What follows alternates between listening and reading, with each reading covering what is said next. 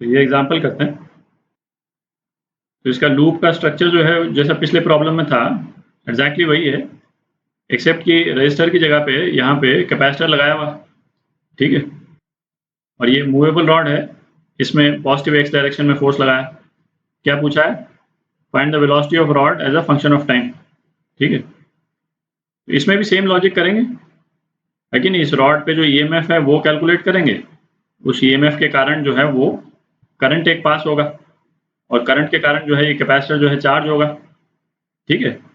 और उस करंट के कारण इस रॉड पे इस डायरेक्शन में फोर्स लगेगा एफ बी। इस फोर्स को कैलकुलेट करेंगे, एक्सेलरेशन निकालेंगे, और एक्सेलरेशन निकाल करके वेलोसिटी निकालेंगे as a function of time, ठीक है। तो रॉड में ईएमएफ जो है वो कितना जनरेट होगा, ये तो अपन कई एग्जांपल्स में देख चुके हैं, तो दोबारा फिर से उसको डिराइव करने की जरूरत नहीं है। बी एल वी, ठीक है। ईएमएफ के कारण करंट का क्या डायरेक्शन होगा, अपन फैराडेज लॉ ही लगा देते हैं। रॉड राइट हैंड साइड में जा रही है, तो लूप का एरिया बढ़ रहा है, इसका मतलब फ्लक्स इंक्रीज कर रहा है लूप के थ्रू। तो करंट जो इंड्यूस होगा वो इस डायरेक्शन में इंड्यूस होगा कि ये जो फ्लक्स का इंक्रीज हो रहा है उसको अपोज करे। तो इसका मतलब इस डायरेक्शन में होगा करंट, क्योंकि इस डायरेक्शन में करंट से मैग्नेटिक फील्ड पेपर के बाहर की डायरेक्शन में होता है ना, तो वो रेजिस्ट करेगा इंक्रीज इन मैग्नेटिक फील्ड नीचे के डायरेक्शन में, ठीक है। अच्छा, इस करंट आई से इस कैपेसिटर की चार्जिंग होगी, तो चार्जिंग ऑफ कैपेसिटर क्या रिलेशन रहता है, सी ई, ठीक है। तो सी इंटू बी एल बी, ठीक।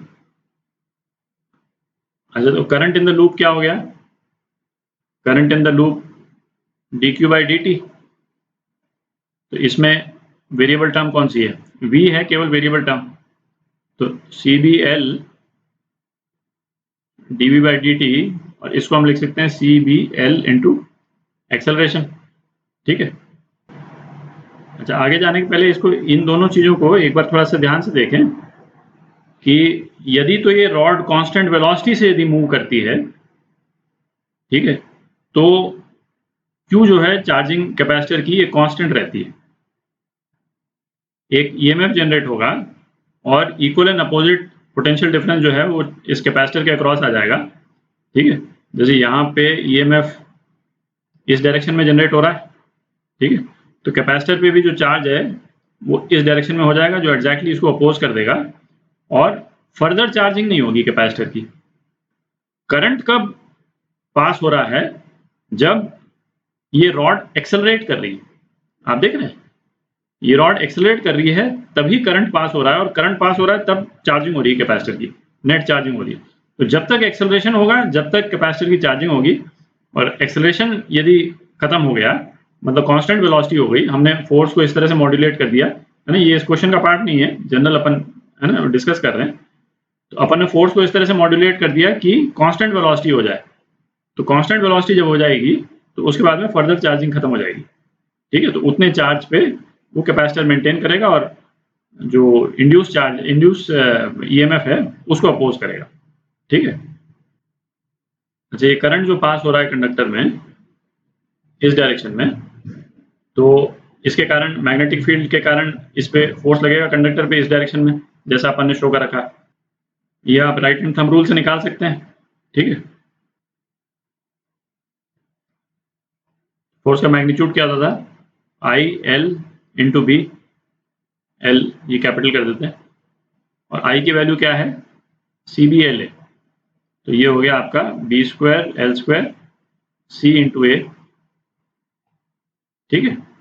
तो नेट फोर्स जो राइट हैंड साइड में वो क्या हो गया, नेट फोर्स हो गया एफ माइनस एफ बी, ठीक है। तो ये हो गया F minus B square L square C into A, और नेट फोर्स जो है वो इस रॉड को एक्सेलरेट कराएगा, रॉड का मास एम है और ए एक्सेलरेशन, ठीक है। तो एक्सेलरेशन कितना आ गया,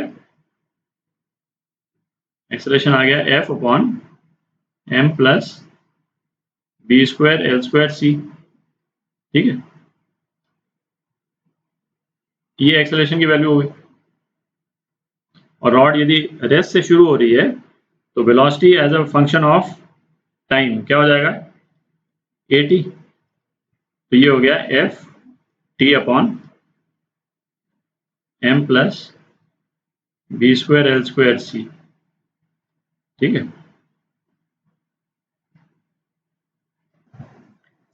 अच्छा, अब ऐसा करें, है ना, एक एक्सरसाइज करें आप, है ना, अपने से करें।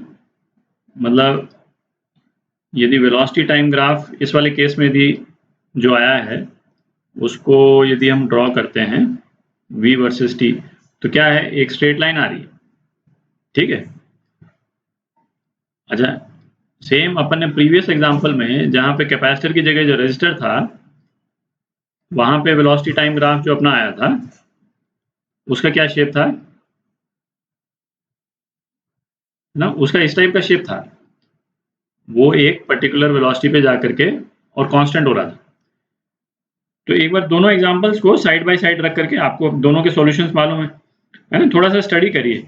और स्टडी इस हिसाब से करिए कि देखिए कि वहां पे जो फोर्स लग रहा है कंडक्टर पे वो किस तरह से इंक्रीज कर रहा है, यहाँ पे जो फोर्स लग रहा है कंडक्टर पे किस तरह से इंक्रीज कर रहा है, जो करंट जो है वहां पे किस तरह से वेरी कर रहा है, करंट यहाँ पे किस तरह से वेरी कर रहा है ना। फिर आपको आइडिया लगेगा कि भाई वहां पे ग्राफ जो है वेलोसिटी टाइम का वो इस तरह से क्यों हो गया और यहाँ कॉन्स्टेंटली इंक्रीज क्यों कर रहा है। ठीक है। तो ये एक्सरसाइज थोड़ा सा करिए अपने से, उसमें इन प्रॉब्लम में नहीं, बट हो सकता है कोई दूसरी प्रॉब्लम कभी आएगी तो उसमें आपको, है ना, फायदा रहेगा।